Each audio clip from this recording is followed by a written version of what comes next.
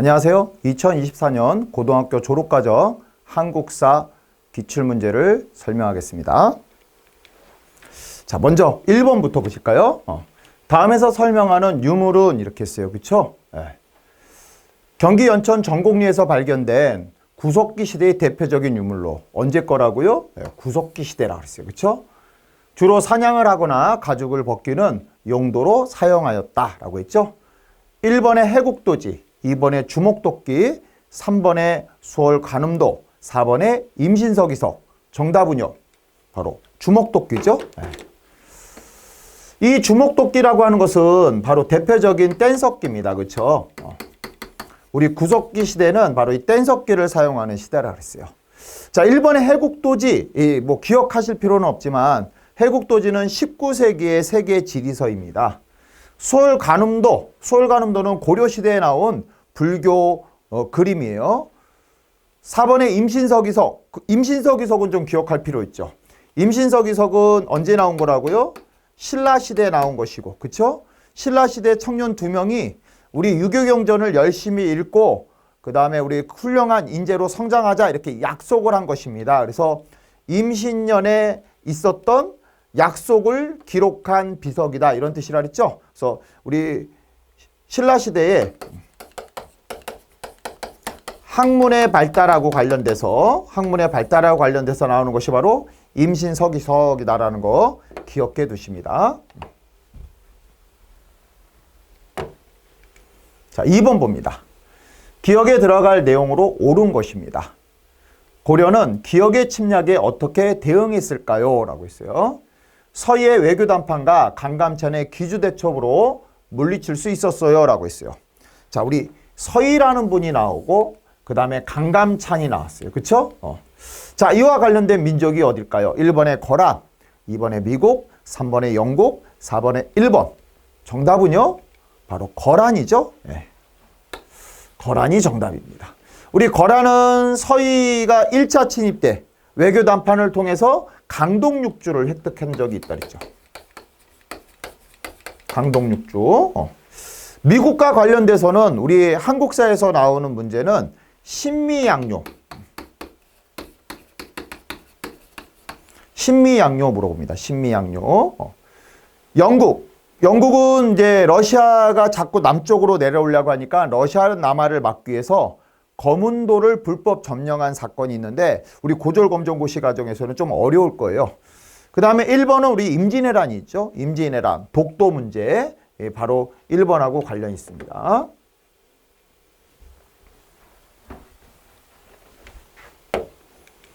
(3번) 봅니다. 기억에 해당하는 인물입니다.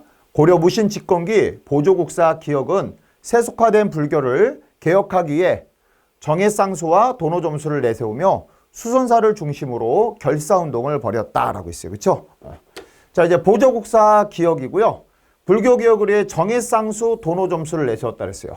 정예쌍수, 정은 바로 선종이고 해는 교종인데 선종은 내용이고 교종은 형식입니다. 내용과 형식이 다르지 않으니까 같이 수행해야 된다라고 하는 정예쌍수를 얘기했고, 도노점수가 뭐죠?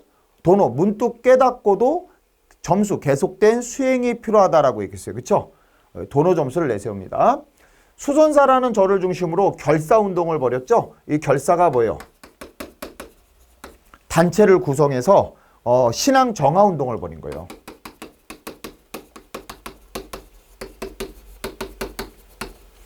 자, 그렇다면 우리 불교와 관련된 인물이 누가 있어요? 1번에 진울, 2번에 원효, 3번에 이순신, 4번에 장수왕.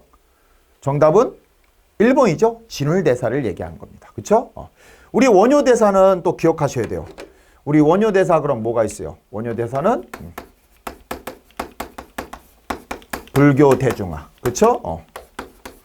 아미타불을 외치면 누구라도 극락세계를 갈 수 있다라고 하는 아미타 신앙을 전파한 분이라는 거 기억해 두시고, 이분은 통일신라 시대의 승려라는 것도 알아두시면 좋죠. 그렇죠? 이순신 장군, 다 아시죠? 이순신 장군은 그렇죠? 임진왜란을 극복할 수 있었던 장군이 바로 이순신 장군.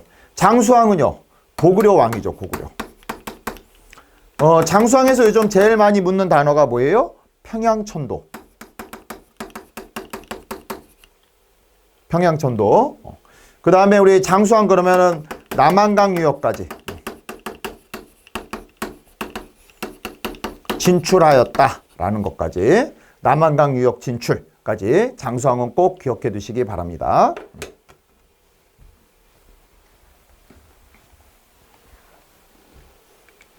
4번 봅니다. 기억에 들어갈 내용으로 옳은 것입니다. 동학농민운동의 전개 과정인데요. 이제 1차 동학농민의 봉기가 있었고, 전주하약을 통해서 이제 2차 봉기가 있고, 기억 이후에 바로 전봉준이 체포됩니다. 전체적으로 뭐 순서를 기억하는 것도 괜찮지만 순서보다도 동학농민운동과 관련된 단어를 찾으면 되는 거예요. 1번에 국학 설치, 2번에 사비천도, 3번에 우금치 전투, 4번에 고구려 멸망. 정답은요, 바로 우금치 전투죠. 3번이 정답입니다. 동학농민운동은 2차 봉기에서 서울을 향해 올라가자, 그래서 서울을 점령하고 있는 일본을 몰아내고 왕을 구하자라고 했지만, 일본군이 전라도 지역으로 내려오면서 공주 우금치에서 맞닥뜨리게 되죠. 거기서 아쉽게도 농민군이 패배를 하면서 동학농민운동은 실패로 돌아간다 그랬어요. 자, 국학을 설치했다. 요 국학은 언제 나오는 거죠? 요게 통일신라 시대 교육기관이죠. 국학은 통일신라 시대의 교육기관이라는 거 잘 기억해 두시고요. 사비천도. 사비천도는 누가 있어요? 백제 성왕 있죠. 백제 성왕. 그 다음에 이제 고구려 멸망. 고구려 멸망은 결국 이제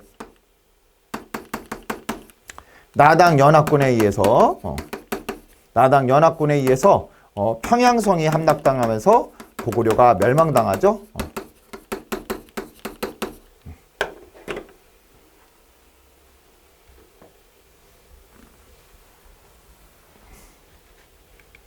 5번 봅니다. 기억에 들어갈 내용으로 옳은 것입니다. 세도 정치 시기의 기억입니다. 자, 원인은 정치 기강이 문란해져서 관원의 부패가 심해짐. 결과 전정, 군정, 황곡의 부담으로 백성들의 삶이 매우 힘들어집니다. 뭐라고요? 결과가 전정, 군정, 황곡의 부담으로. 그렇죠? 백성들의 삶이 힘들어집니다. 자, 그러면 세도정치기에 이제 뭘 얘기하는 것이냐? 1번에 회사령, 2번에 삼정문란, 3번에 발췌개헌, 4번에 정읍발언.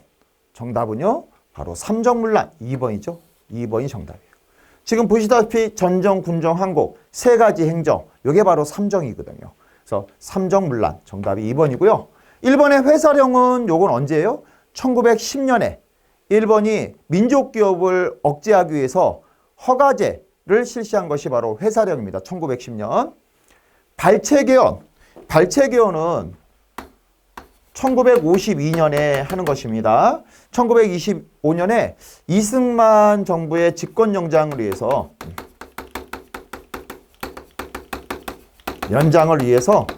대통령 직선제로 바꿨던 헌법이에요.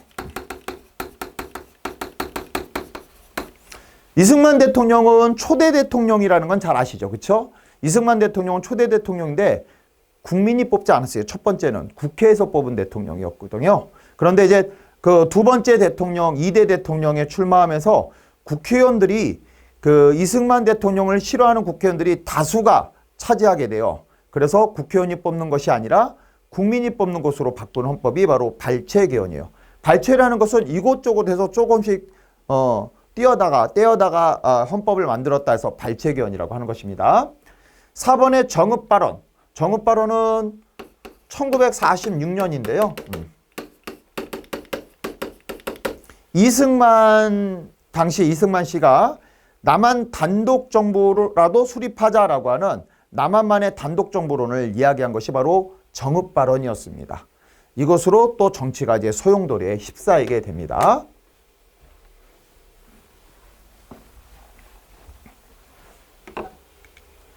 (6번) 봅니다. 자료와 관련한 정책으로 옳은 것입니다. 유생들이 반발하자 흥선대원군이 크게 놓아요. 이것은 존경받는 선현을 제사하는 곳인데 지금은 붕당의 근거지로 도둑의 소굴이 되지 않았더냐라고 말하였다라고 했어요. 그렇죠? 이곳이 어디라고요? 선현의 제사를 지내는 곳이라고 했어요. 그리고 붕당의 근거지가 된다 그랬어요. 그렇죠? 이곳이 어디냐라는 거죠. 1번에 서원 철폐, 2번에 노급 설치, 3번에 교종도감 폐지, 4번에 동서대비원 설치. 정답은요, 바로 서원 철폐죠. 정답은 1번입니다. 선현의 제사 지내는 곳이 어디라고요? 서원. 서원. 붕당의 근거지 역할을 하는 곳이 바로 서원입니다. 흥선대원군은 그래서 왕권을 강화시키고 백성들의 생활을 안정시키기 위해서 서원을 철폐한다 그랬죠. 노급을 설치하였다. 이 노급은, 요 노급이라고 하는 것은 신라 귀족에게 지급되는 토지예요.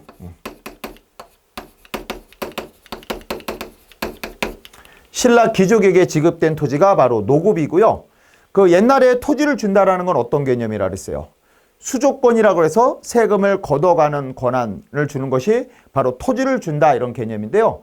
수조권에다가 더하기 노동력 징발권까지 준 것이 바로 노급입니다. 잘 기억해 두세요. 노급은 중요합니다. 수조권 더하기 노동력 징발권까지 지급한 것이 바로 노급이에요.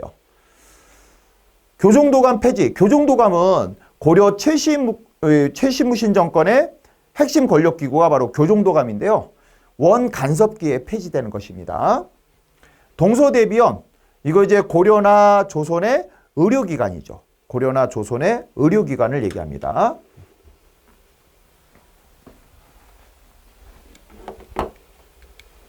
(7번) 봅니다. 다음에서 설명하는 정치 세력입니다. 자, 인물에는 김옥균, 박영효, 김은식, 김홍집. 특징은 서양의 근대적 제도와 과학기술을 수용하고자 함이라라고 했어요. 뭐라고요? 근대적 제도와 과학기술을 수용하자라고 했죠. 그렇죠?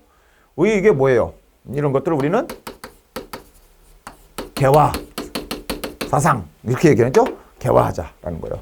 1번에 호족, 2번에 무신, 3번에 개화파, 4번에 오경박사. 정답은 바로 개화파죠. 3번이 정답입니다.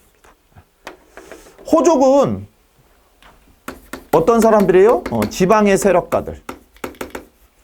호족은 지방의 세력가들을 얘기하는 거고요. 무신들은 무인들이죠. 무인들을 얘기합니다. 오경박사. 오경박사는 이 오경이 뭐예요? 유교 경전이죠. 그래서 오경박사는 이게 백제 때 나오는 용어인데, 백제 때 용어인데, 바로 백제의 학문의 발달을 보여주는 단어입니다.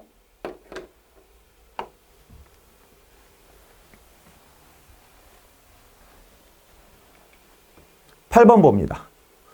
다음에서 설명하는 유물입니다. 역사 유물 카드에 보니까 출토지는 충남 부여 능산리에서 출토가 됐고요. 용도는 종교 행사 등에서 향을 피우는 곳이에요. 향을 피우는 도구입니다. 그렇죠? 특징은 불교와 도교의 세계를 함께 표현한 이것이 뭐냐라는 거죠. 1번에 택리지, 2번에 상평통보, 3번에 곤영만국 전도, 4번에 백제 금동대학로. 정답은 뭐예요? 요거죠. 4번. 금동대학로. 그쵸? 향 피는 그릇이라 그랬잖아요. 향로. 그쵸? 큰 향로기 때문에 대향로. 이렇게 부른 거죠. 1번의 택리지. 1번의 택리지는 조선 후기에 나오는 것이고요. 누가 썼어요? 이중환이라는 분이 쓴 것입니다. 이중환. 이중환이 쓴 인문지리서. 인문지리서. 지리서라는 것은 지역에 대한 정보를 담고 있는 책을 지리서라고 하는 거예요. 지역에 대한 정보를 담고 있는 거. 상평통보 잘 아시죠? 이거 뭐예요? 상평통보. 조선후기 화폐죠? 조선후기 화폐입니다. 우리가 흔히 뭐라고 불러요? 엽전 이렇게 부르는 게 바로 상평통보. 우리 조선후기의 화폐 그럼 무조건 상평통보 얘기하는 겁니다. 곤현만국 전도는 조선후기에 나오는 세계지도예요. 세계지도. 곤현만국 전도는 세계지도를 이야기합니다.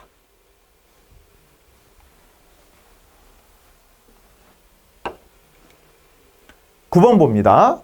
다음 정책을 펼친 조선의 국왕입니다. 임진왜란 이후 피해 극복을 위해 노력했고요. 명과 후금 사이에 말려들지 않고 실리를 취하려고 했다 그랬어요. 그렇죠?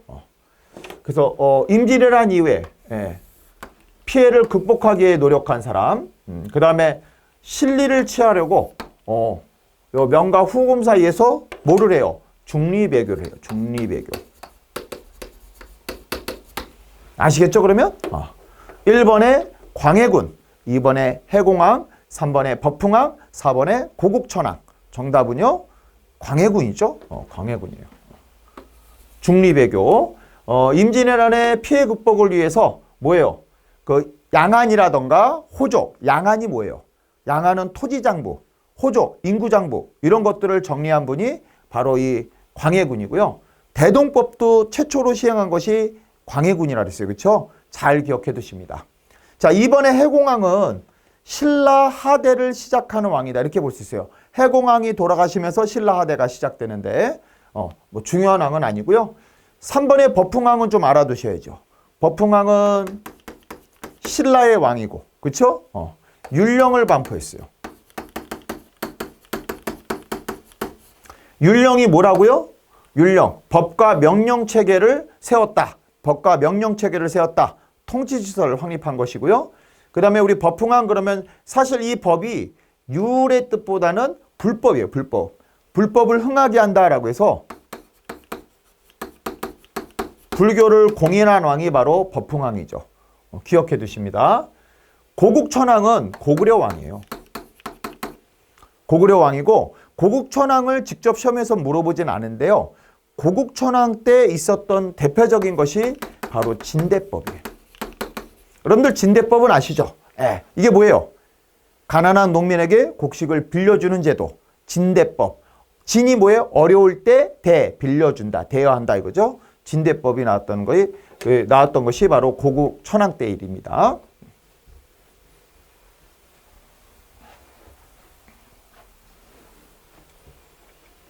(10번) 봅니다. 다음 질문에 대한 답으로 옳은 것입니다. 이들은 누구일까요?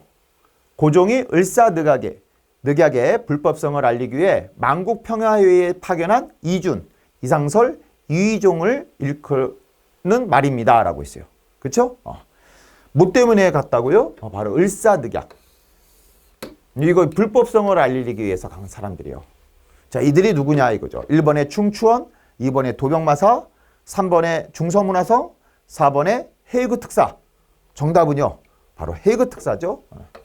네덜란드 헤이그에 가서 네덜란드 헤이그에서 만국평화회의가 열리고 있었기 때문에 거기에서 을사늑약의 부당성, 불법성을 알리려고 했지만 실패했다고 그랬어요. 그렇죠? 자, 1번의 중추원. 중추원은 요거는 고려시대 왕의 비서기고요. 중추원 왕의 비서기구입니다. 그래서 왕명을 출납하는 역할을 하는 것이죠. 도병마사를 잘 기억하죠. 도병마사는 뭐예요? 고려 최고 회의기구. 고려시대 최고 회의기구 도병마사. 3번의 중서문화성. 역시 고려의 관제입니다. 고려. 그래서 나란 일을 논의하고 하는 그런 관청입니다.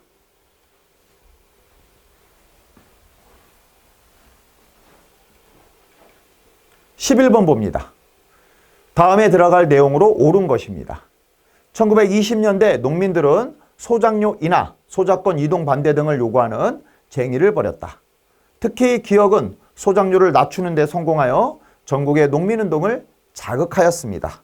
자, 우리 농민들이 요구하는 게 뭐라고요? 농민들은 소작료를 인하해달라. 소작권 이동에 반대한다. 바로 이런 것을 하는 것이죠. 그렇죠? 그럼 농민과 관련된 단어가 바로 소작과 관련된 단어라는 거예요. 그렇죠? 1번에 6.3시, 2번에 이자겸의 난, 3번에 강조의 변, 4번에 암태도 소작쟁이. 정답은요. 바로 암태도 소작쟁이죠. 암태도 소작쟁이라는 걸 처음 들어도 상관없죠. 바로 요거 보고 찾는 거예요. 소작쟁이. 그쵸? 요거 보고 찾으면 돼요. 우리 6.3시는 뭘까요? 요거는 한일협정에 반대하는 거예요.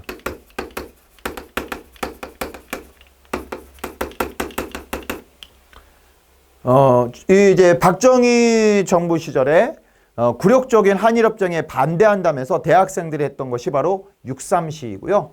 이자겸의 난은 이자겸의 이제 권력을 찬탈하려는 왕위를 찬탈하려고 하는 난인데 그 이자겸의 난을 통해서 고려 문벌귀족 사회가 문벌귀족 사회의 모순이 드러난 계기가 되죠.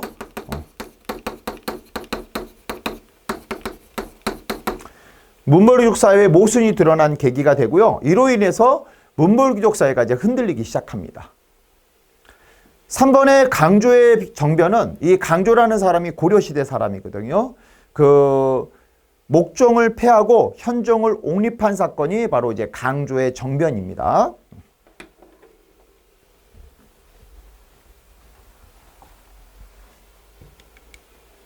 12번 봅니다. 다음에서 설명하는 신문이에요. 순한글, 국한문, 영문 세 종류로 발행을 했고요. 영국인 베델이 발행인으로 참여한 일간신문입니다. 라고 했어요. 자, 여기서는 이제 우리가 영국인 베델이 발행인으로 참여했다 그랬어요. 1번의 독사신론, 2번의 동경대전, 3번의 대한매일신보, 4번의 조선왕조실록. 정답은요? 바로 3번이죠. 대한매일신보. 우리 대한매일신보는 영국인 베델도 잘 기억해 두시고요. 우리 대한매일신보에서 물어볼 때는 항상 뭐 물어보냐면은 국채보상운동하고 연결해서 물어보죠. 국제보상운동하고 연결됩니다. 독사신론이라는 것은 글이에요. 글. 요거는 그 민족주의 역사학자 신채호가 쓴 글입니다. 독사신론. 동경대전. 동경대전은 동학의 경전. 동학의 경전입니다. 조선왕조실록. 조선왕조실록은 잘 아시죠? 조선의 왕들에 대한 언행을 기록한 것이죠. 조선왕조실록. 춘추관에서 이것은 제작을 한 거죠. 춘추관에서 제작을 하는 것이고요. 아시다시피 왕조실록은 그 태조 이성계에서부터 철종까지만 기록돼 있어요. 철종까지만 기록돼 있어요. 사실은 우리 이제 조선의 마지막 왕은 뭐 고종도 있고 순종, 그렇죠? 이렇게 되지만 저 왕조실록을 만들 때는 어떻게 한다고요? 살아있을 때는 안 쓰고 왕이 돌아가신 다음에 편찬을 시작합니다. 근데 우리 조선이 멸망할 때까지 고종과 순종이 살아있었기 때문에 두 분에 대한 기록은 제외시키는 거예요. 그래서 태조에서 철종까지 기록되어 있다. 이거 알아두시기 바랍니다.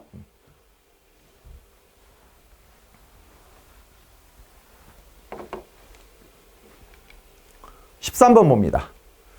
다음 설명에 해당하는 일제의 식민지배 방식입니다. 3.1운동을 계기로 일제는 무단 통치로는 한국을 지배하기 어렵다고 판단하여 한글신문의 발행을 허용하는 등 문화적 제도의 혁신을 내세웠다라고 했죠. 일제는 3.1운동 이후에 통치 방식을 변경한다 그랬어요. 그렇죠? 자, 1번의 기인제도, 2번의 문화통치, 3번의 대통령 중심제, 4번의 친명배금 정책. 정답은요? 바로 문화통치죠. 그래서 우리가 문화통치를 보통 뭐라 그래요? 기만적 문화통치다 이렇게 얘기하죠. 또는 뭐 민족 분열책 이렇게도 얘기합니다. 민족 분열책 이렇게도 얘기해요. 3.1운동을 겪었던 일본은 한국인들이 단합하는 게 너무 무서운 거예요. 그래서 한국인들의 힘을 좀 빼야겠다 이렇게 생각하면서 바로 속이려고 하는 것이고요. 그 속임을 통해서 이간을 시켜서 민족을 분열시키려고 하는 것이 바로 이 문화통치예요. 자, 1번의 기인제도. 기인제도는 이게 뭐죠? 고려 태조 때 쓴 거죠. 고려 태조 왕건이 그 호족 세력을 견제하기 위해서 한 것이에요. 지방을 견제하기 위한 것이 바로 기인제도죠. 호족, 지방에 있는 호족의 자식 한 명을 중앙에 올리기 위해서 데리고 있는 것입니다. 대통령 중심제, 지금 현재 우리 대한민국 정부가 바로 대통령 중심제라고 하는 정부 형태를 갖고 있는 것이죠. 친명배금 정책, 이거 뭐예요? 명나라랑 친하고 금나라는 배척한다라는 것인데 바로 이 친명배금 정책이 뭐죠? 병자호란의 원인이 됐던 것이죠. 병자호란의 원인이 됐던 것이 바로 친명배금 정책이죠.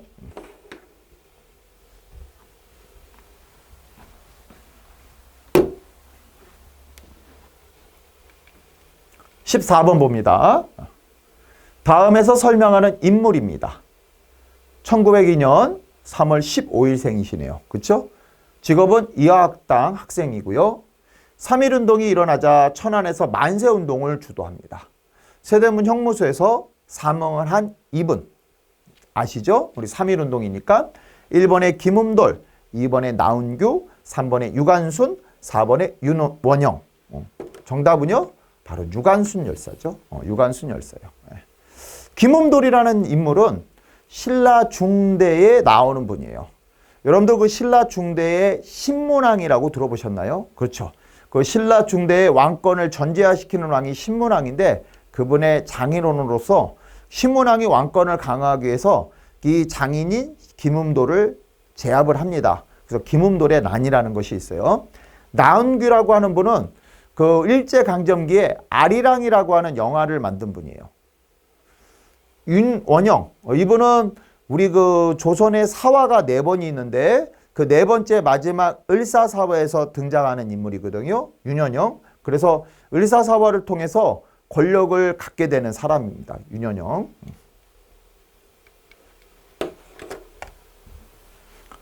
15번 봅니다. 기억에 들어갈 내용으로 옳은 것이에요.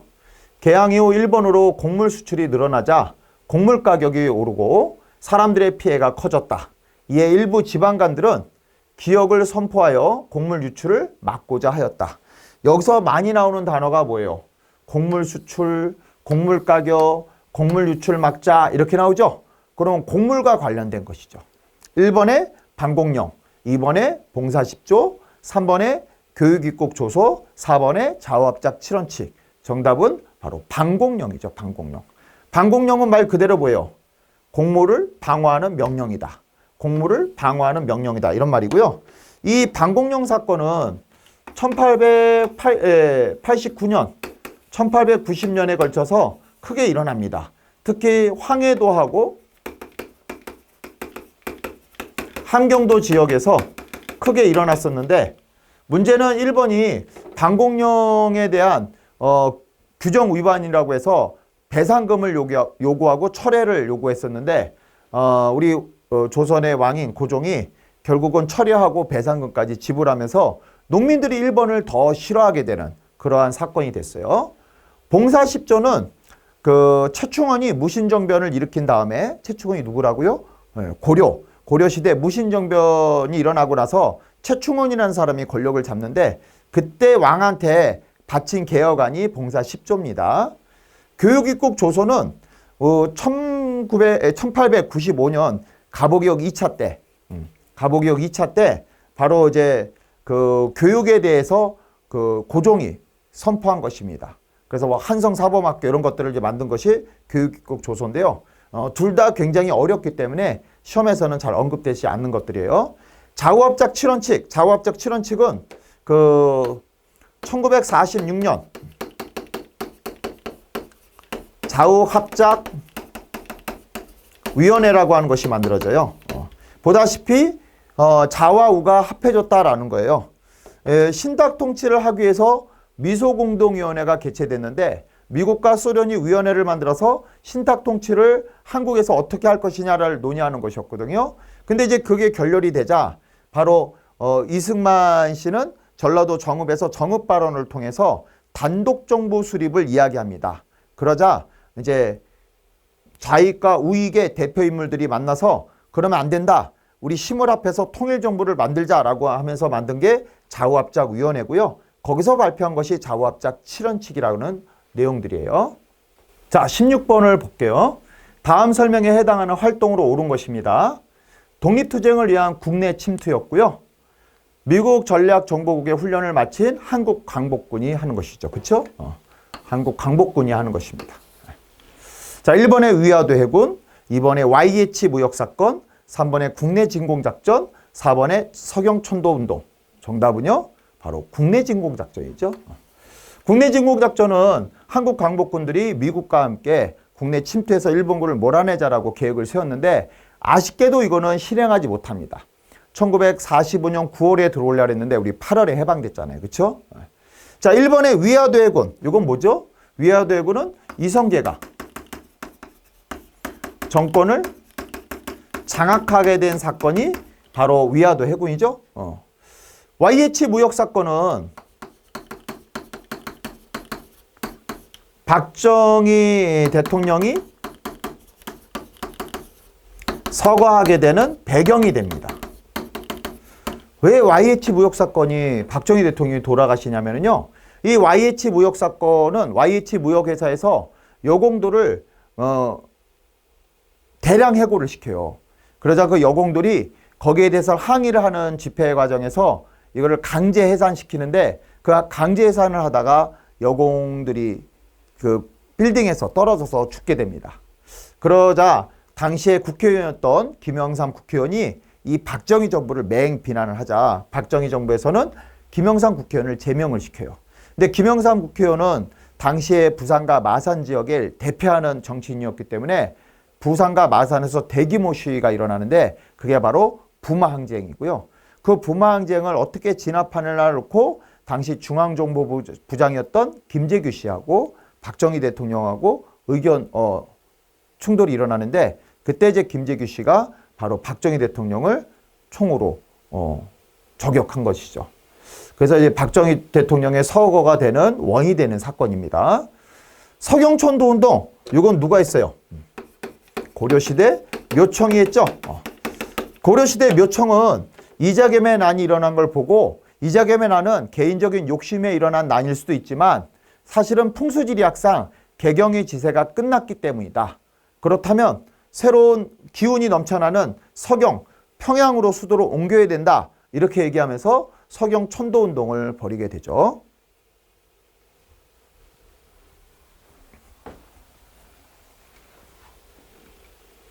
(17번) 봅니다. 기억에 들어갈 내용으로 옳은 것입니다. 모스크바 3국 외상에 의해서 결정된 내용에 대해 알려주세요. 임시 민주정부의 수립과 이를 위한 미소공동위원회 설치, 최대 5년간의 기억을 실시 등이 결정되었어요. 라고 했어요. 자, 1번에 신탁통치, 2번에 재가회의, 3번에 낮에동맹, 4번에 독서산품가. 정답은요, 바로 신탁통치죠. 우리가 이제 해방이 됐지만 아직까지 독립정부를 만든 건 아니고요. 미국, 영국, 소련 세 나라가 모스크바에서 만나서 어떻게 독립을 시켜줄 것인가를 논의하게 됩니다. 거기서 결정난 것이 뭐예요? 미소공동위원회를 설치하고 최대 5년간의 신탁통치를 하자라는 것이 결정이 난 것이죠. 그래서 이 신탁통치를 통해서 사람들은 아니다, 우리는 즉각적인 독립을 원한다. 그래, 일단은 임시정부 만들자. 그래서 의견 대립이 일어난다 그랬어요. 그렇죠? 재가회의. 재가회의는 이거 언제 거죠? 재가회의는 언제 나오는 거예요? 고구려죠, 고구려. 고구려 귀족회의. 낮에동맹. 이 낮에동맹은 언제 맺는 거예요? 이거 고구려 장수왕이 평양으로 천도하고 나서 신라와 백제가 그 고구려를 방어하기 위해서 만든 동맹이 바로 낮에동맹이죠. 평양천도 이후라고 하면 되겠죠. 독서산품가. 독서산품가 뭐예요? 통일신라 시대의 그 관리 임명제도죠. 관리를 뽑는 임명제도인데 이 독서산품가는 실행되지 못합니다. 왜냐하면 귀족들의 반발로서 실행되지 못합니다.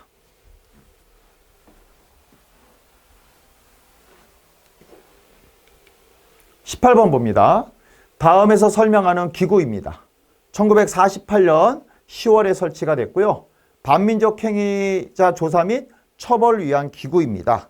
그래서 반민족 행위자를 조사하기 위한 것입니다. 그렇죠?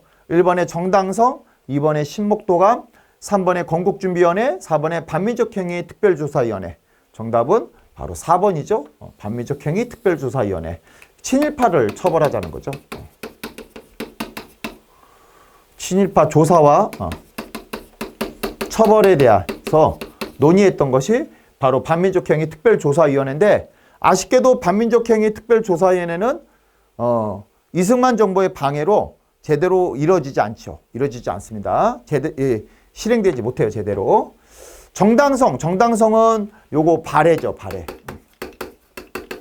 발해 최고기구를 얘기합니다. 식목도감 고려에서 나오는 회의기구예요. 도병마사와 더불어서 고려를 대표하는 회의기구가 바로 식목도감이고요. 건국준비위원회는 우리 그 여운형이라는 분이 만든 것인데, 해방이 되기 1년 전에 건국동맹이라는 걸 만들었어요. 조선 건국동맹이라는 걸 만들었어요. 그리고 해방이 되자마자 조선 건국준비위원회라고 이름을 바꿉니다. 조선 건국준비위원회는 그 전국의 치안을 유지했던 해방 직후의 대표적인 조직체였어요. 하지만 미군정이 들어오면서 조선건국준비위원회라든가 또는 대한민국 임시정부 이런 것들을 인정 안 하면서 해산당하게 됩니다.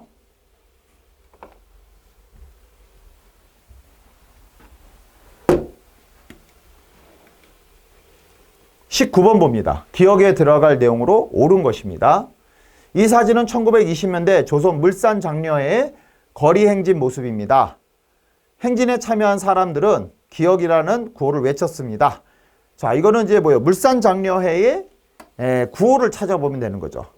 1번에 선건설 후통일, 4번에 유신헌법 철폐하라, 3번에 조선사람 조선껏, 4번에 근로기준법 준수하라.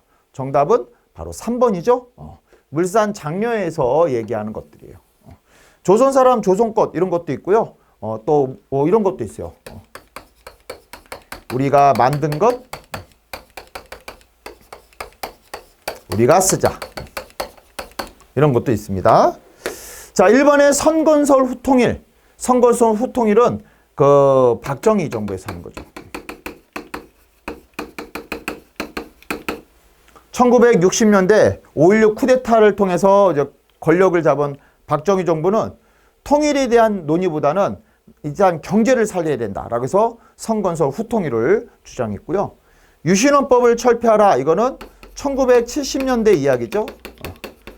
1970년대에 그 유신 체제를 반대하는 내용이죠. 반대하는 내용입니다. 그 다음에 4번에 근로기준법을 중시하라. 이거 누가 얘기할까요? 노동자들이죠. 노동운동을 이야기하는 것이고요. 우리 노동운동의 대표적인 사건은 바로 전태일 열사가 있죠. 전태일 열사가 있어요.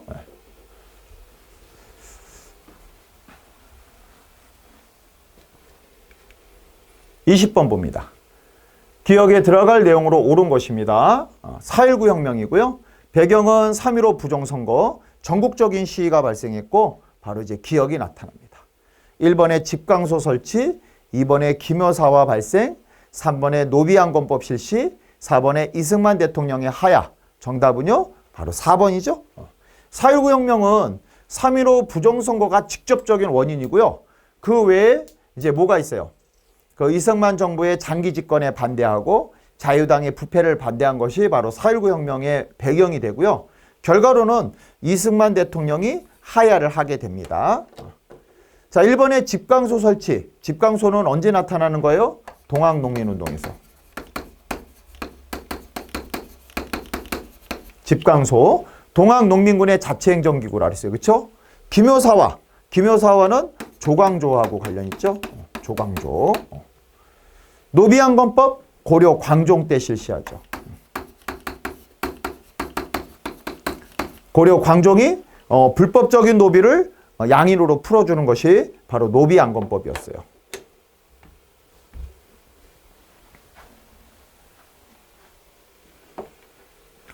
21번 봅니다. 기억에 들어갈 내용으로 옳은 것이에요. 6.25 전쟁의 전개 과정인데요. 기억. 인천 상륙 작전이 있었고 1.4 후퇴가 있었고 정정협전으로 이루어집니다. 자, 인천 상륙 전에 이제 기억이 있었고요. 1.4 후퇴 때는 왜 그런 거죠? 이거는 중국군 개입이죠. 중국군이 개입하면서 우리가 서울을 다시 빼앗겼는데 그게 1월 4일. 그래서 1.4 후퇴라고 하는 거예요. 그러면 6.25 전쟁의 시작과 관련된 것인데 1번에 자유시 참변, 2번에 미스의 협정, 3번에 별기군 창설, 4번에 북한군의 남침. 정답은 4번이죠. 6.25 전쟁은 북한군의 남침으로 이제 시작을 합니다. 그렇죠? 자유시 참변은 우리가 봉오동 전투와 청산리 전투에서 두 번에 걸쳐서 일본에 큰 승리를 하자 일본은 거기에 대대적인 보복을 가합니다. 그게 바로 간도 참변이라고 하는 것이고요. 간도 지역은 독립군이 활동하던 무대였는데 독립군들이 우리 동포들이 너무 가엾어서 거기 있을 수가 없어요. 그래서 독립군들이 자유시로 이동을 합니다. 그 자유시에 가면은 러시아의 그 적색군들이 도와준다고 했는데 막상 가니까는 그 사회주의 독립군 세력들의 알력 다툼이 있었고 그 다음에 또 러시아 적색군의 그 시야로 들어와라. 그래서 권력 쟁탈전이 있어서 결국은 우리 독립군들이 그걸 거부하자 많은 독립군들의 희생을 당했던 사건이 바로 이 자유시 참변이에요. 이번에 미스의 협정은 그 자유시 참변을 경험했던 독립군들이 그 일부가 다시 만주로 들어오는데 일본은 그 만주에 들어온 독립군들을 가만히 두지 않겠죠. 그래서 그 만주에 있었던 중국 군벌과 미스야라고 하는 경무국장이 협약을 맺어서 독립군을 잡는 그런 약속입니다. 별기군은 어떤 곳이죠? 이거는 개화정책의 일환으로 만들어진 것이죠. 그래서 서양식 군대입니다. 서양식 군대, 별기군 잘 기억해 두시고요. 하지만 이 별기군은 임오군란으로 인해서 해체됩니다.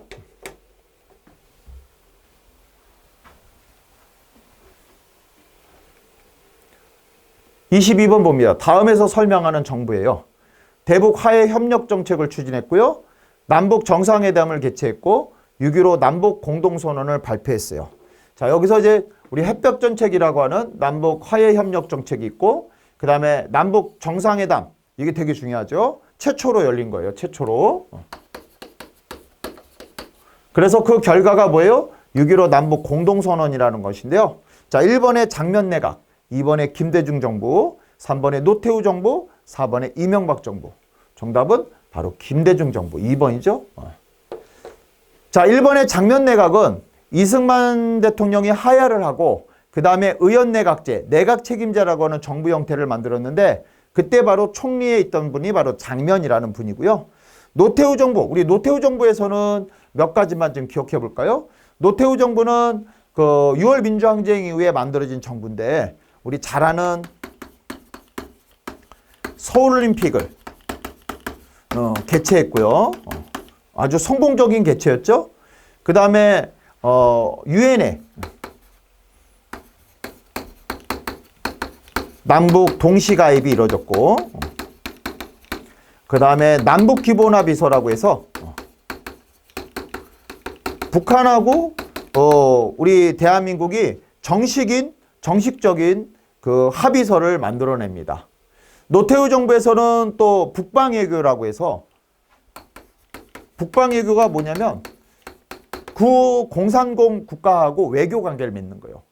우리가 냉전 시대가 그 심하던 시대에는 공산공 국가는 공산공 국가끼리 자유자본주의 체제는 자유자본주의 체제끼리 외교 관계를 맺었는데 그 1989년에 소련이 공산주의를 포기하자 이제 이것이 이제 개방화되면서 노태우 정부에서 발빠르게 구공산권 국가들하고 외교 관계를 맺는 걸 북방외교라고 합니다. 이명박 정부에서는 아직 살아있는 분들이 많기 때문에 시험에 언급되지 않죠.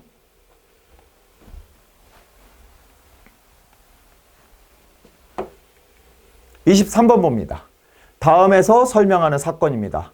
전두환 등 신군부 세력이 불법적으로 병력을 동원하여 계엄사령관을 비롯한 군의 주요 지휘관을 몰아내고 군권을 장악한 사건입니다. 그렇죠?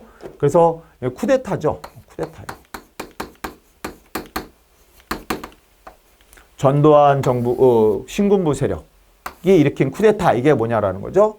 1번의 삼포해란, 2번의 거문도 사건, 3번의 12.12 군사반란, 4번의 임술룩미봉기. 정답은 바로 요거죠. 12.12 군사반란. 이거 쿠데타라고 하는 거죠.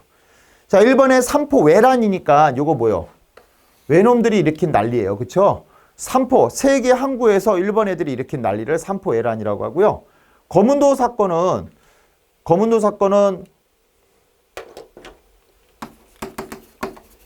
영국이 불법 점령한 사건이에요. 갑신정변 이후에 러시아 남하를 막기 위해서 영국이 거문도를 불법 점령한 사건입니다. 임술농민봉기, 요거는 잘 기억하셔야 되죠. 요거는 언제 일어나는 거예요? 임술년에 일어난 농민봉기다라고 했는데 진주에서 시작을 하죠. 진주 농민봉기에서 시작했는데 이것이 그 함경도까지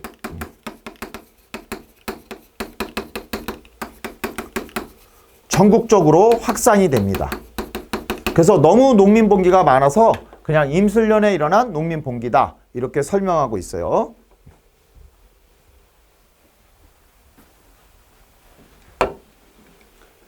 (24번) 봅니다. 밑줄 친 기억에 해당하는 운동입니다. 국민 여러분의 적극적인 협조로 국제통화기금 IMF 지원금을 조기 상환했습니다 라고 했죠. 그래서 외환위기 극복, IMF 지원금 200억 달러 전액 상환 이런 것들이 나옵니다. 1번에 형평운동, 2번에 근무호기운동, 3번에 교조신원운동, 4번에 문자보고운동. 정답은 바로 근무호기운동이죠. IMF를 극복하는 데는 바로 전 국민의 근무호기운동이 가장 컸어요. 자, 1번의 형평운동은 뭐예요? 요거는 일제강점기에 있는 거죠. 일제강점기. 백정에 대한 차별을 없애라. 차별을 철폐하라. 이렇게 얘기한 것이 바로 형평운동을 얘기합니다. 교조신원운동. 교조신원운동은 요거는 동학에서 하는 것이죠. 동학에서. 동학에서 정식 종교 인정을 해달라라는 거죠. 당시 동학을 창시했던 최재우라는 분이 조선정부로부터 사형을 당했어요. 왜? 사이비 교주라고 해서. 그래서 그 억울함을 풀어달라는 것이 바로 교조신원운동이에요. 4번의 문자보고운동은 뭐예요? 이거는 일제강점기의 문맹퇴치의 일환으로 나타난 것이고, 문자보고운동의 가장 대표적인 것이 이제 조선일보가 있죠. 조선일보. 그 다음에 이제 분화로도 운동도 있죠. 동아일보의 분화로도 운동. 이런 것들이 있습니다.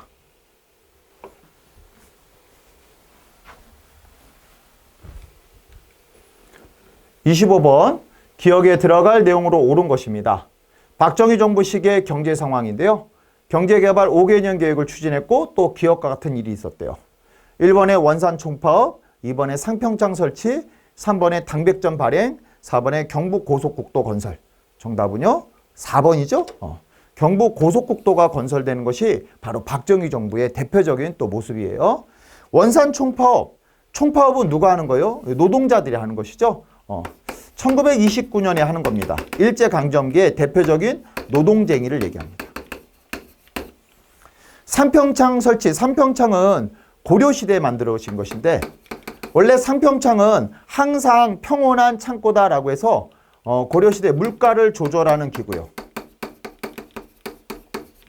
물가를 조절하는 기구입니다. 근데 조선에 오면은 물가 조절뿐만 아니라 상평창을 통해서 곡식을 빌려주기도 합니다. 곡식대여 역할도 해요.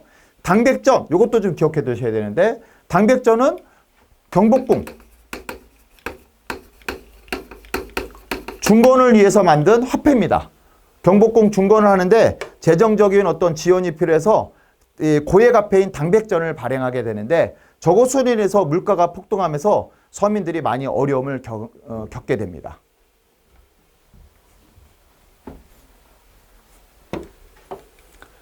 자, 잘 보셨습니까? 이것으로서 기출문제 풀이를 모두 마치겠습니다. 감사합니다.